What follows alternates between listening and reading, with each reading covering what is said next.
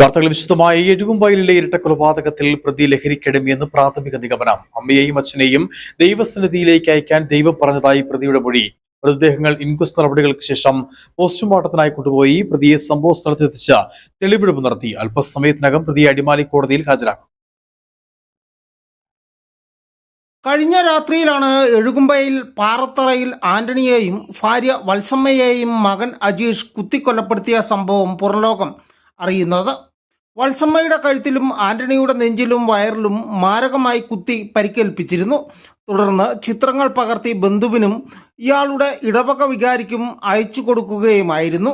തുടർന്ന് വൈദികനും നാട്ടുകാരും വീട്ടിൽ എത്തുകയായിരുന്നു. മാതാപിതാക്കളെ ദൈവസന്നിധിയിലേക്ക് അയച്ചെന്നാണ് പ്രതി നാട്ടുകാരോട് പറഞ്ഞത്. വീട്ടിൽ കയറി ചെന്ന് കഴിഞ്ഞപ്പോഴത്തേനും കഥക് തുറന്നു കിടപ്പുണ്ട്. ഇവനെ രക്തത്തിൽ കുളിച്ച് ഇവന്റെ കയ്യിലെല്ലാം രക്തമാണ്.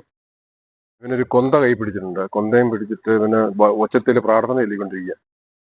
അപ്പം ചെല്ലുന്ന പറയുന്നത് എന്നാന്ന് വെച്ചാൽ, ഞാൻ ചോദിച്ചു എന്നാണ് സംഭവിച്ചത്, എന്നാ ചോദിച്ചെന്ന് പറഞ്ഞപ്പോഴത്തേക്കും പറഞ്ഞു, ഞാൻ ഈ വീട്ടിലെ പിശാചുക്കളെല്ലാം ബഹിഷ്കരിച്ച് ഞാൻ സ്വർഗത്തിലേക്ക് പറഞ്ഞു വിട്ടുള്ളത്. അങ്ങനെയുള്ള സംസാരമാണ് എൻ്റെ അടുത്ത് ഉണ്ടായിരുന്നത്. ഏതാണ്ട് പരസ്പര വിരുദ്ധമായ കാര്യങ്ങളെല്ലാം ഇവനിങ്ങനെ വിളിച്ചു പറഞ്ഞുകൊണ്ടിരിക്കുകയാണ്. അപ്പൊ പെട്ടെന്ന് ഞങ്ങൾ അകത്തോട്ട് നോക്കി കഴിയുമ്പോഴത്തേനും പെട്ടെന്ന് സ്തംഭിച്ചു പോയി. അകത്ത് രക്തത്തിൽ കുളിച്ച് ഈ പറഞ്ഞ അപ്പച്ചൻ നിലത്ത് കിടക്കുകയാണ്.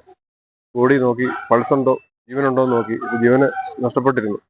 അപ്പൊ ഞാൻ ഇവനോട് ചോദിച്ചു, നിന്റെ അമ്മ എന്തി ചോദിച്ചപ്പോൾ പറഞ്ഞു, അമ്മ അടുത്ത മുറിയിലുണ്ടെന്ന് പറഞ്ഞു. കാണിച്ചു തന്നു.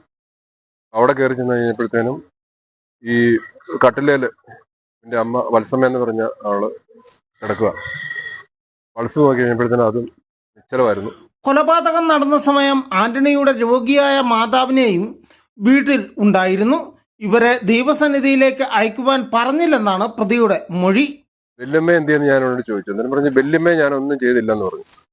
അപ്പം ഞങ്ങൾ നോക്കി കഴിയുമ്പോഴത്തേനും വല്യമ്മയുടെ മുറിയിൽ നോക്കി വല്യമ്മ കിടന്ന് ഉറങ്ങുന്നുണ്ട്. വല്യമ്മയ്ക്ക് കാഴ്ചശക്തി ഇല്ലാത്ത, കാഴ്ചശക്തി കുറവാണ്. പിന്നെ അതുപോലെ കേൾവി ശക്തിയും കുറവാണ്.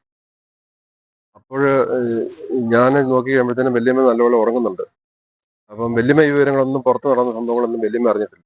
പക്ഷേ വല്യമ്മ ഇതറിഞ്ഞ് പുറത്തു വന്നിരുന്നെങ്കിൽ ചിലപ്പം വല്യമ്മയ്ക്കും എന്തെങ്കിലും സംഭവിക്കാൻ സാധ്യതയുണ്ടായിരുന്നു. ലഹരിക്ക് അടിമയായ അജീഷിനെ ഏതാനും നാളുകൾക്ക് മുമ്പ് ഡി അഡിക്ഷൻ സെന്ററിൽ അഡ്മിറ്റ് ചെയ്തിരുന്നു. ഇതിന്റെ വൈരാഗ്യം മാതാപിതാക്കളോട് ഉണ്ടായിരുന്നുവെന്നതാണ് സൂചന.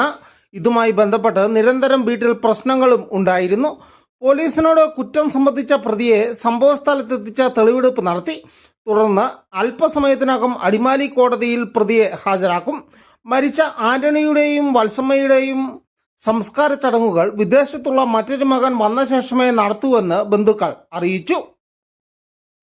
Aneesh P A, Idukki vision news.